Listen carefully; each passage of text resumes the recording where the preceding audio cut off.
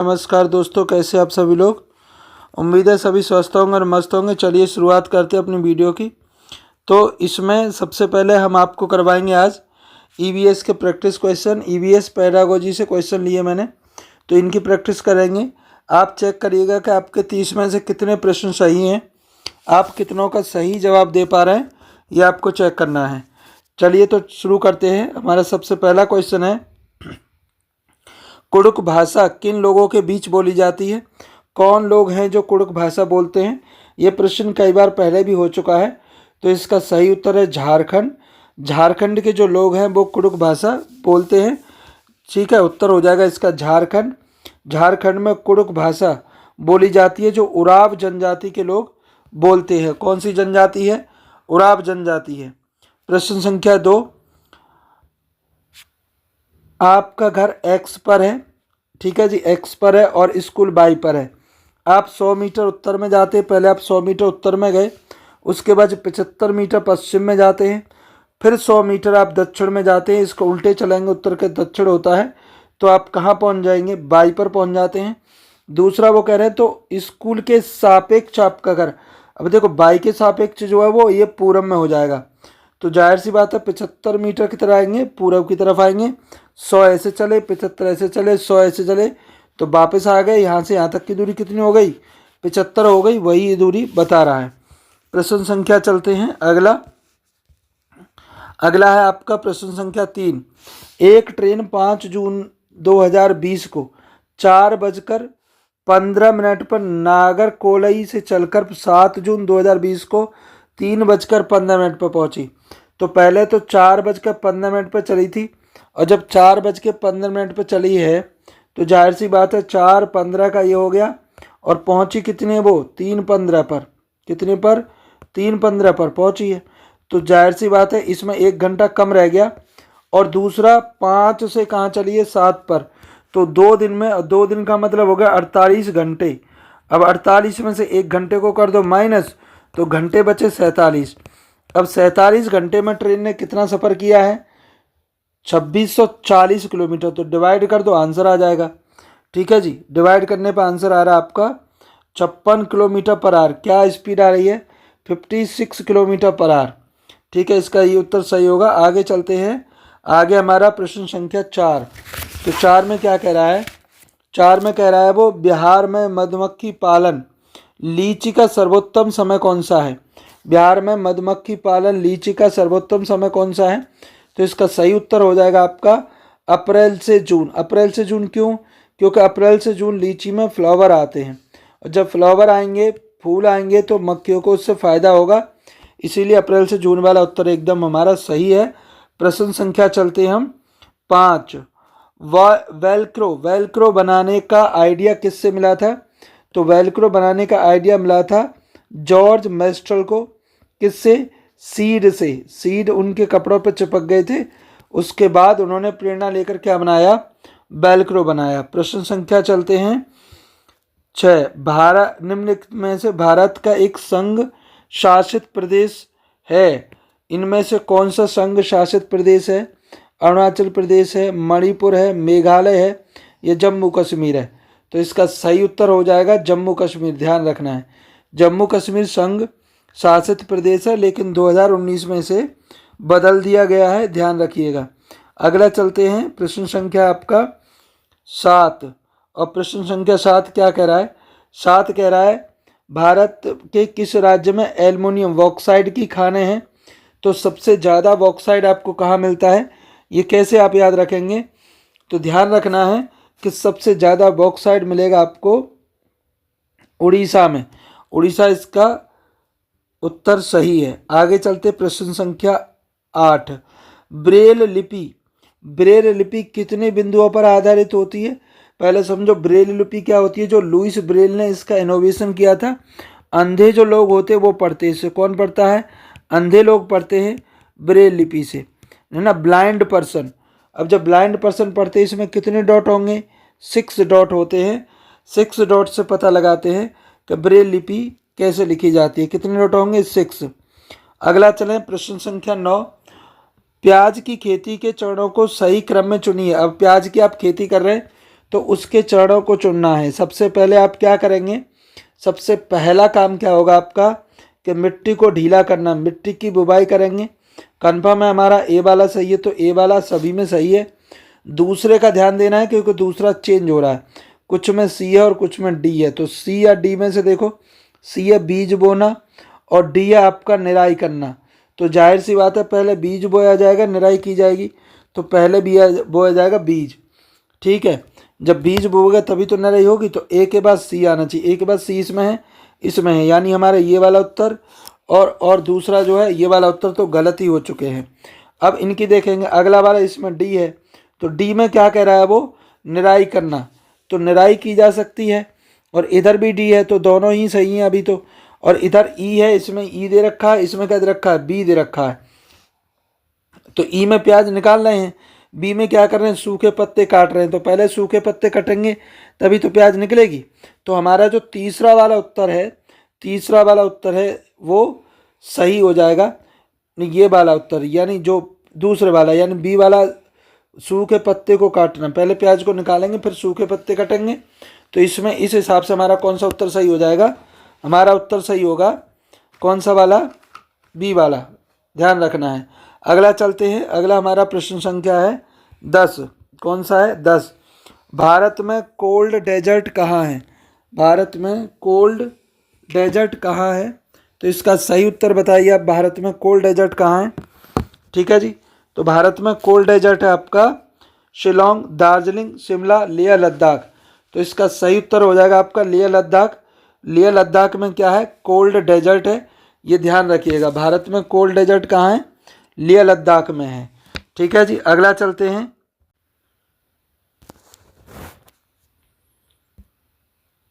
लेह लद्दाख इसका सही आंसर है, लेह लद्दाख को कोल्ड डेजर्ट कहा जाता है भारत में। चलिए प्रश्न संख्या चलते हैं, प्रश्न संख्या अगला है यानी 11वां। इसमें पूछ रहा है निम्न में से वे फल और सब्जियों में जिनके अंदर बीज होते हैं। तो देखो इसमें सीक्वेंस में दे रखे हैं करेला, खीरा, चीकू, भिंडी, प्याज, नाशपाती, आलू और टमाटर। तो जिनमें बीज होते हैं उनकी हमें कैटेगरी चुननी है। पहला है इसमें खीरा में बीज होता है, चीकू में बीज होता है, भिंडी में होता है, प्याज में बीज नहीं होता है, तो पहला ऑप्शन गलत हो जाएगा। दूसरा करेला में बीज होता है, खीरा में होता है, चीकू में होता है, भिंडी में, आलू में बीज नहीं होता है, तो आलू में नहीं, तो ये वाला भी हमारा क्या हो जाएगा, उत्तर गलत हो जाएगा। करेला, खीरा, चीकू, भिंडी, नाशपाती, टमाटर, क्या इन सभी में बीज होते हैं। तो हाँ, इन सभी में बीज होते हैं, इसीलिए ये वाला उत्तर सही हो जाएगा हमारा, ध्यान रखना है। अगला चलते हैं, प्रश्न संख्या आ गई आपके पास 12। वह कौन सा जानवर है जो भालू जैसा दिखता है, पेड़ पर उल्टा लटका रहता है और 17 घंटे सोता है। तो उसका नाम है स्लॉथ। ये आपका ईवीएस का सेकंड क्लास में से लिया गया है, हम ईवीएस पढ़ाते हैं, तो इस ईवीएस के सेकंड क्लास में से प्रश्न जो है वो लिया गया, वहाँ स्लॉथ के बारे में बताया गया है। आप चाहे तो इसी चैनल पर जाके देख सकते हैं। प्रश्न संख्या चलते हैं अगला, और अगला क्या है, स्थान और घरों के प्रकार का सही मिलान कीजिए। स्थान और घरों के प्रकार का सही मिलान इसमें पहले से नीचे हो रखा है एडवांस में, कि पहले का तीसरा है, यानी असम में कैसे घर बनते हैं, ढलान वाली छत और पत्थर और लकड़ी के घर होते हैं। लेह लद्दाख में कैसे होते हैं, पत्थर व लकड़ी के फर्श वाले। मनाली कभी घूमने जाओ तो मनाली में घर कैसे मिलेंगे आपको, मनाली में कैसे मिलेंगे बताओ। इसमें मनाली में जो सी का पहला उत्तर दे रखा है, बांस के खम्भों पर बने ऊंचे घर, ये मनाली के हैं। और राजस्थान में जो घर मिलेंगे वो कांटेदार झाड़ियों की छत वाले मिट्टी के घर मिलेंगे। मिट्टी से क्या होता है, घर जल्दी गर्म नहीं होता है, इसीलिए राजस्थान में मिट्टी के घरों को प्राथमिकता दी जाती है। अगला चलते हैं, प्रश्न संख्या हमारे पास 14।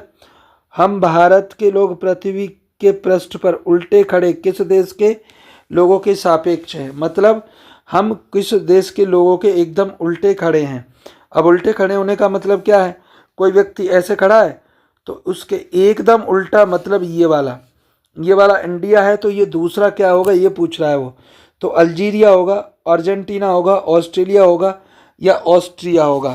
तो इसका सही उत्तर क्या होगा आपका, ऑस्ट्रेलिया। ऑस्ट्रेलिया इसका सही उत्तर है। आगे चल के चेक कर लेते हैं, हमारा उत्तर सही है एकदम, ऑस्ट्रेलिया। भारत उत्तरी गोलार्ध में, जबकि ऑस्ट्रेलिया का हमारा दक्षिणी गोलार्ध में। एक दूसरे का अपोजिट है, ध्यान रखना है। इसीलिए पृथ्वी की विपरीत दिशा में होने के कारण भारतीय के लोग ऑस्ट्रिया के सापेक्ष खड़े होते उल्टे दिखाई देते हैं। प्रश्न संख्या चलते अगला, प्रश्न संख्या 15।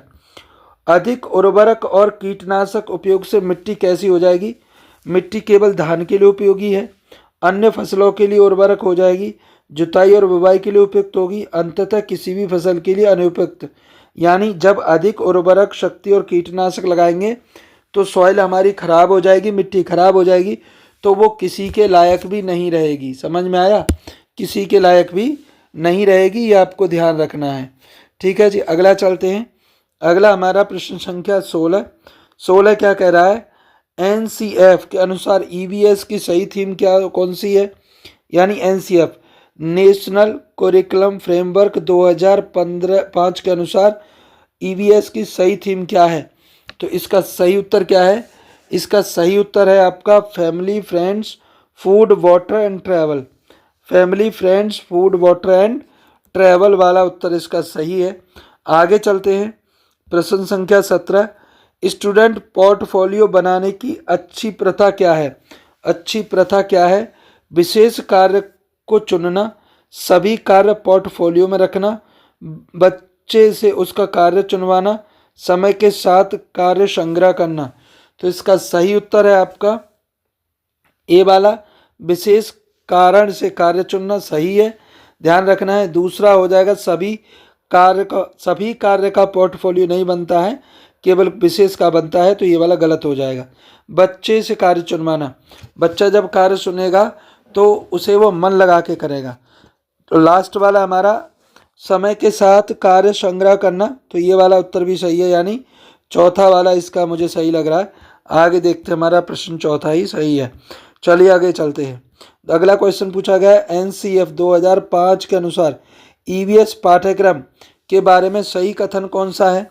सही कथन कौन सा है? तो सही कथन है ईवीएस जो है वो विज्ञान, सामाजिक विज्ञान, पर्यावरण विज्ञान का एकीकरण होता है।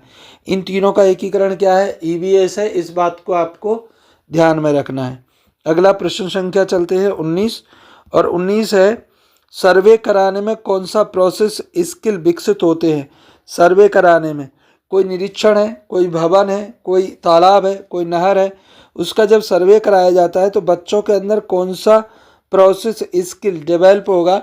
इसका सही उत्तर है आपका तीसरा, recording and listening skill. Recording and listening skill जो है वो सही होगा। प्रश्न संख्या चलते हैं अगला 20। कंटिन्यूअस असिस्टमेंट फॉर लर्निंग में आवश्यक तत्व कौन से हैं? कंटिन्यूअस असिस्टमेंट ऑफ लर्निंग, तो passing judgement, built into learning situation, help teacher adjust teaching, no scope for learner to improve. इनमें से कौन से तत्व आवश्यक हैं? तो इसका सही उत्तर हो जाएगा आपका, यानी सही उत्तर की हम बात करें तो इसका सही उत्तर है आपका बी और सी। यानी बी की बात करें बुल्ट इनटू लर्निंग सिचुएशन और हेल्प टीचर एडजस्ट टीचिंग, ये कंटिन्यूअस असिस्टमेंट फॉर लर्निंग के आवश्यक तत्व बन जाते हैं। प्रश्न संख्या चलते हैं अगला हमारे पास प्रश्न संख्या है 21। क्या कह रहा है? लर्निंग आर्टिशन को स्कूल बुलाने के उद्देश्य में निम्नलिखित में से कौन सा नहीं है? लोकल आर्टिशियन को स्कूल बुलाने के उद्देश्य निम्नलिखित में से कौन सा नहीं है? छात्र उसकी कला की सराहना करें, छात्र टाई एंड डाई की तकनीक समझें, छात्र स्थानीय भाषा सीखें, छात्र को हैंड ऑन अनुभव मिले। तो कौन सा उद्देश्य सही नहीं हो सकता है? एक बताना है। तो छात्र स्थानीय भाषा सीखे। अब छात्र स्थानीय भाषा उससे कैसे सीख सकते जो बाहर से आ रहा है? तो यही वाला उत्तर हमारा गलत हो जाएगा। प्रश्न संख्या है 22। वीडियो आपको सही लगी हो चैनल को सब्सक्राइब कर दीजिए। प्राकृतिक आपदा में व्यवस्थापक छात्रों के साथ शिक्षक को क्या करना चाहिए? प्राकृतिक आपदा में विस्थापित छात्रों के साथ शिक्षक को क्या करना चाहिए? समय के साथ एडजस्ट होने दें, केवल डिस्प्लेस्ड छात्रों को ग्रुप बनाएं, उन्हें तुरंत डिस्प्लेसमेंट स्वीकार को कहें, उन्हें अन्य छात्रों से इंटरेक्ट कराएं। तो क्या करना चाहिए? इसका सही उत्तर होगा आपका 1, अन्य छात्रों से इंटरेक्ट कराएं जिससे वो जब अन्य छात्रों से इंटरेक्ट होंगे तो उन्हें नई चीज़ें सीखने को मिलेंगी और वो जल्दी से एडजस्ट हो सकते हैं। प्रश्न संख्या 23, समुदाय को संसाधन के रूप में उपयोग करने का औचित्य क्या है? सभी समुदाय में सभी ज्ञान को बिना आलोचना के स्वीकार करने में मदद करता है। यह बिना प्रश्न के स्थानीय ज्ञान को लोकप्रिय बनाने और फैलाने में मदद करता है। समुदाय को अपने बच्चों को सीखने की हिस्सेदारी और इसमें शामिल होने की ज़रूरत है। शामिल नहीं उसे समुदाय से नाराज होगा, शामिल नहीं करने पर समुदाय नाराज होगा। तो इसका सही उत्तर कौन सा है? तो सही उत्तर है इसका समुदाय अपने बच्चों को सीखने में हिस्सेदारी और इसमें उन्हें शामिल होने की ज़रूरत है। तो यही वाला उत्तर इसका सही हो जाएगा। प्रश्न संख्या चलते हैं 24, कक्षा का मानचित्र बनवाने में कौन सा कौशल विकसित हो रहा है? अनुमान एवं गणना, आंकड़ों का अवलेखन, सापेक्ष स्थिति, दिशा समझ और दृश्याकन कौशल। तो इसमें से कौन सा उत्तर सही है आपका? दृश्याकन, सापेक्ष स्थिति एवं दिशा में समझ, यानी हमारा तीसरा उत्तर एकदम सही है। अगला चलते हैं प्रश्न संख्या 25, कुरिकुलम डेवलपमेंट में कौन सा गाइडिंग प्रिंसिपल नहीं है? कुरिकुलम डेवलपमेंट में कौन सा गाइडिंग प्रिंसिपल में नहीं आता है, ये आपको बताना है। तो विद्यालय ज्ञान को बाहरी दुनिया से जोड़ना, रटने की विधियां हटाकर सीखने को बढ़ावा देना, परीक्षा को आसान बनाना। परीक्षा आसान नहीं बनेगी, आसान बनेगी तो सारे पास हो जाएंगे। पाठ्यक्रम को पुस्तकों में आगे ले जाना, ये वाला उत्तर हमारा तीसरा वाला सही है, जो कि शामिल नहीं है। परीक्षा को आसान नहीं बनाना है। प्रश्न संख्या चलते हैं 26, ईवीएस का मूल्यांकन करते समय शिक्षक को किससे बचना चाहिए? जानकारी एकत्रित करने में विभिन्न तरीकों के उपाय, घटना का तुरंत रिकॉर्ड, समूह कार्य के आधार पर मूल्यांकन के समय तकनीकी भाषा का उपयोग। इनमें से कौन सा ऐसा है जिसके लिए अध्यापक को बचना चाहिए? ठीक है, तो इसका सही उत्तर कौन सा हो जाएगा? हमारा सही उत्तर होगा आपका चौथा वाला, मूल्यांकन के समय सही तकनीकी भाषा का उपयोग। ठीक है, अगला चलते हैं प्रश्न संख्या आपका 27, रोनाल्ड रॉस की कहानी ईवीएस में शामिल करने का उद्देश्य क्या है? रोनाल्ड रॉस की कहानी को हमने ईवीएस में शामिल किया है, उसका उद्देश्य क्या है? तो उसका उद्देश्य हो सकता है, मान लीजिए आपको वैज्ञानिक प्रक्रिया की समझ मिलेगी।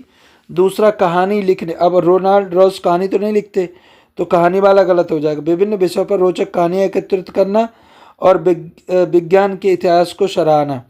तो ये वाले जो उत्तर है हमारे सही हो सकते हैं ए, सी और डी। और ए, सी, डी किस में है? दूसरे वाले में है। तो इसका यही वाला उत्तर क्या हो जाएगा? सही हो जाएगा।